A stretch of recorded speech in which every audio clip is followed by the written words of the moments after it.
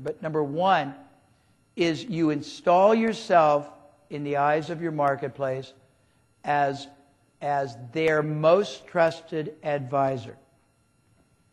Number one. As their most trusted advisor, you render genuine, heartfelt commentary on what's in their best interest, not yours.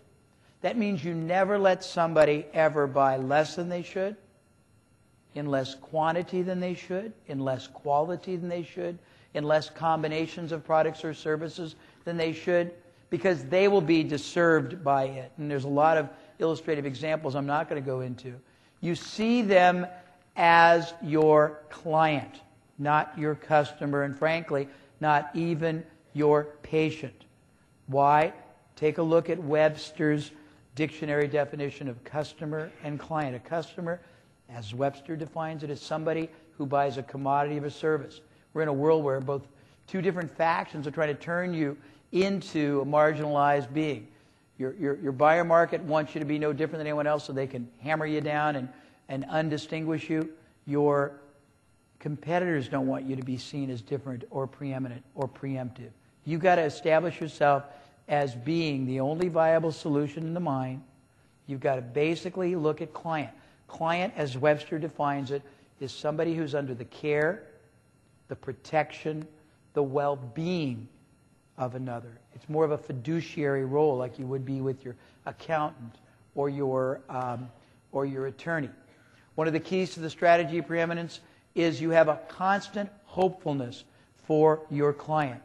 You live in a world that deals with the transactional impact that your product or service, when at work in the lives or the businesses of your client, the difference it can make. You don't think statically like, well, I'm just a realtor, or I'm just this or that. If you're a realtor, you think in terms of the fact that because of your advice, your interceding, your guidance, your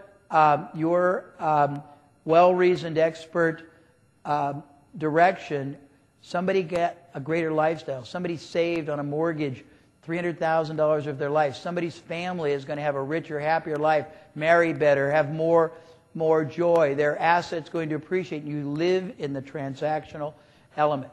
The next thing is, the biggest mistake most companies and most entrepreneurs make is they focus on the wrong thing. They fall in love with their business. They fall in love with their product. They fall in love with their service, or they fall in love with being the fastest growing company in the field. The key to the strategy preeminence is to fall in love with your client. If you can't really live for the contribution, the benefit, the advantage, the enrichment, the protection you make in their life, you'll never achieve preeminence. And preeminence is the goal I'm after for everyone I ever help.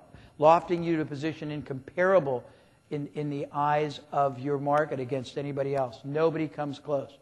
The next element of the strategy of preeminence is telling it as you see it, not ever letting people do what they want because it's not usually in their best interest.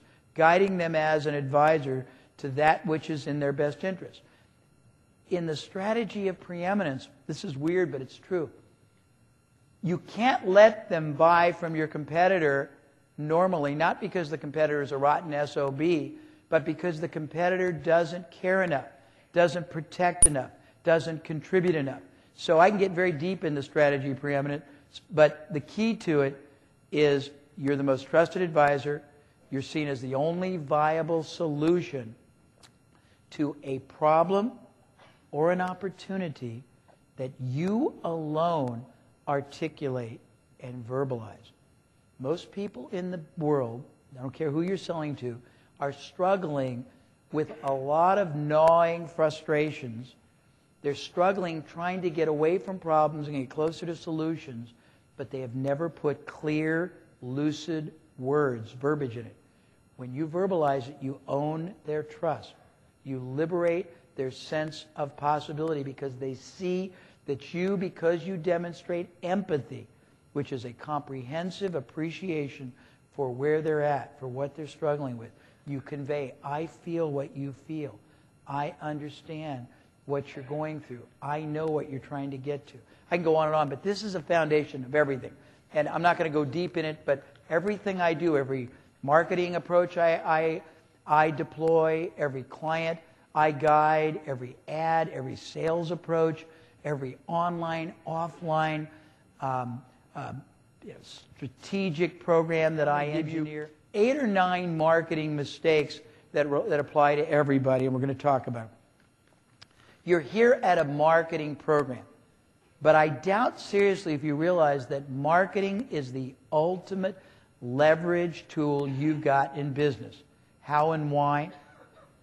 It costs you the same fixed effort, time, risk, opportunity cost to run an ad, send a letter, do an email, have people come to your website, whether that activity pulls 1 sale, 10 sales, 50 sales.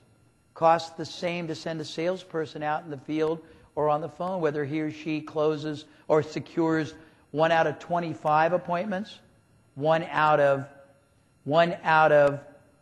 10, 1 out of 5. Costs you the same to achieve a sale, whether that sale is $50, $150, $500.